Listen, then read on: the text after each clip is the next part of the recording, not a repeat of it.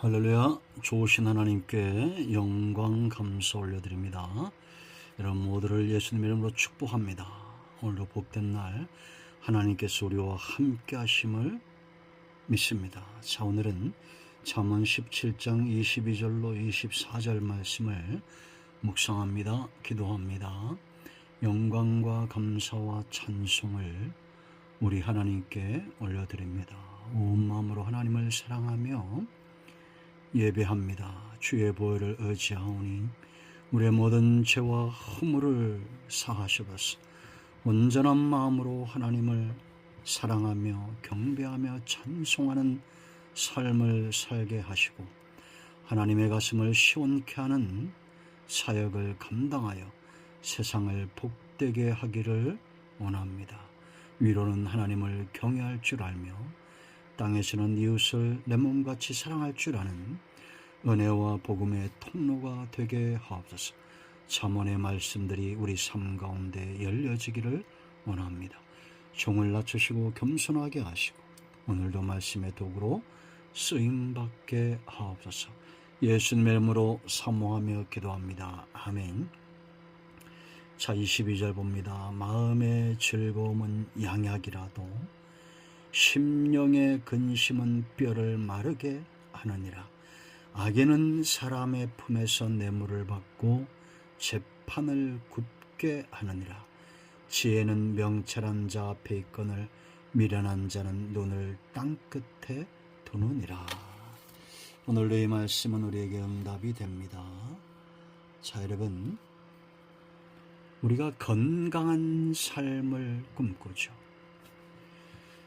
정말 행복한 삶은 어떤 삶이 행복한 삶입니까? 건강한 삶이죠. 여기서 말하는 건강은 단지 육체의 건강만 이야기하지 않습니다. 정신과 영혼의 건강을 이야기합니다. 육이 건강할 때, 육체가 건강할 때 우리는 행복합니다. 질병이 있고 늘 아프고 고통스러우면 행복할 수 없겠죠. 그러나 육체는 세월이 갈수록 연약해지는 겁니다. 이것이 우리의 겉사람이죠. 그러나 우리의 속사람은 날로 강건해야 될 줄로 믿습니다. 젊을 때는 육체를 쫓아 살지만 이제 우리가 세월이 가면서 신앙 안에서 영이 육을 이끌어가는 그런 영성 주도적인 삶을 흠모해야 됩니다. 사랑할 줄 알고 감사할 줄 알고 기뻐할 줄 알고 영혼의 건강한 사람, 육체가 비록 연약해도 참아낼 줄 아는 영적인 거인들이 되어야겠습니다. 한 개인의 건강,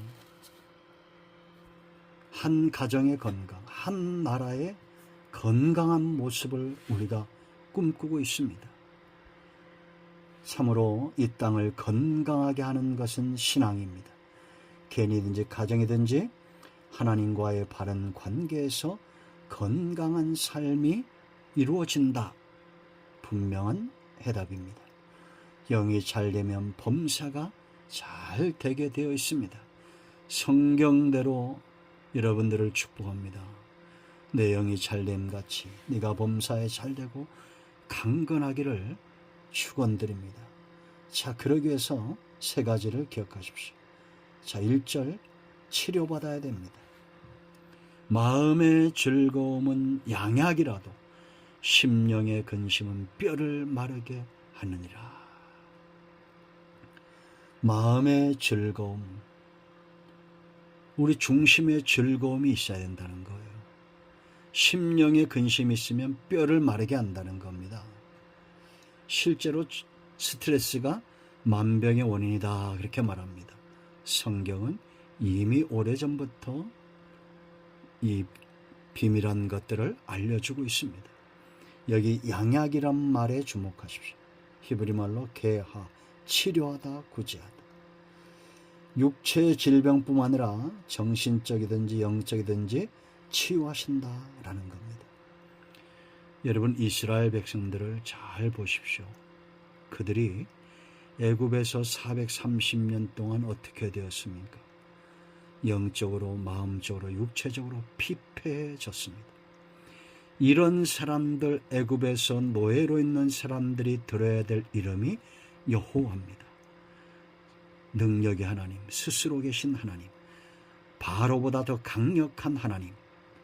모세가 애굽에 가지고 간 것은 지팡이가 아니라 출애굽기 3장 15절 아브라함과 이삭과 야곱의 하나님 여호와란 이름입니다. 그리고 이들을 그 능력의 이름으로 이끌어내죠. 광야에 와서 두 번째 들어야 될 이름이 뭐라고 그랬습니까? 출애굽기 15장 26절 이하에서 25절, 26절, 27절 말씀이죠. 라파, 치료하시는 여호와입니다. 그들을 하나님은 치료하시길 원했어요. 쓴물을 단물로 바꾸는데 나뭇가지가 던져지죠. 십자가는 모든 인생의 영적, 육적, 정신적 치료의 유일한 길입니다. 그러므로 여러분, 마음에 즐거움이 있습니까? 근심이 있습니까? 치료받아야 됩니다. 먼저 중심이 치료받아야 됩니다. 그래야 건강하고 행복한 삶을 살 수가 있습니다. 육체의 질병은 우리가 병원 가서 고치죠. 영적인 질병, 마음의 회복은 오직 하나님으로부터 가능합니다. 물론 의사가 고치지 못하는 육체의 질병도 기적과 표적을 통해서 하나님의 나타남과 그 능력으로 치유가 가능한 것을 보게 되죠. 여러분, 하나님을 경외하는 자에게 하나님은 그들을 즐겁게 하고 그 영혼을 춤추게 합니다. 그러므로 마음의 즐거움을 회복하는 저와 여러분 되기를 축원드립니다. 자, 두 번째, 건강한 삶, 행복한 삶에 반드시 필요한 것, 의로움, 공의입니다. 공의. 계속 강조되고 있는 부분이죠. 23절 보세요. 악인은 사람의 품에서 뇌물을 받고 재판을 굽게 하느니라. 이런 나라 건강하지 않습니다. 반드시 법을 지켜야 되고 솔선수범해야 될 사람들이 있습니다. 법조인들이고 지도자들이죠. 우리나라에 본 축구협회, 배드민턴협회 욕을 많이 먹고 있습니다. 지도자들이 뭔가 잘못한 거죠. 배드민턴협회도 안생이가 금메달 따면서 그 어린아이가 이제 22살인가 1살인가잖아요. 얼마나 어립니까? 그 아이가 두려워하는 것은 배드민턴 못할까 봐 두렵다는 겁니다. 얼마나 순진합니까? 그런데도 말을 합니다. 잘못된 거. 윗물이 맑아야 됩니다. 우리나라 양궁협회는 좀 잘하고 있는 것 같아요. 아직까지는. 우리나라 정치인들, 특히나 법조인들, 뇌물을 받고 법을 굽히기 시작하고 돈 때문에 아주 악한 죄인들의 죄를 덮어두려고 하는 사람들도 문제가 있습니다. 하나님은 의로우신 분입니다. 내가 의로우니 너희도 의롭으라고 분명히 레위기 11장 45절에 말씀하고 있습니다. 40년 이스라엘 백성들이 광야에서 연단은 뭡니까? 하나님의 소유된 백성 만드는 겁니다. 하나님이 거룩하니 우리도 거룩해야 됩니다. 아모스 5장 여러분 6절 말씀 보면 하나님을 찾으라고 말합니다. 너희는 여호와를 찾으라 그리하면 살리라. 그렇지 않으면 그가 불같이 요셉의 집에 임하여 멸하시리니 베델에서 그 불을 끌 자가 없으리라. 왜 하나님이 이렇게 불같이 진노하시느냐? 7절 말씀에 그 이유가 있어요. 정의를 쓴쑥으로 바꾸며 공의를 땅에 던지는 자들아. 그렇게 말합니다. 정의와 공의를 땅에 던지는 거요. 쓴쑥으로 바꾸는 거요. 쓴쑥이 어떻습니까? 써서 먹을 수 없잖아요. 그렇게 공의를 하찮게 여기는 겁니다. 결국 진노가 임할 수밖에 없습니다. 여러분, 나라든지 개인이든지 건강하고 행복한 삶을 살고자 하면 공의로움 삶을 사모해야 됩니다. 자, 세 번째, 행복하고 건강한 사람 소망을 어디에 두고 있느냐. 24절 보세요. 지혜는 명철한 자 앞에 있거늘 미련한 자는 눈을 뭐라 했습니까? 땅 끝에 둔다. 미련한 자는 땅에 소망을 둔다는 겁니다. 그런데 명철한 자 앞에 지혜는 분별이에요.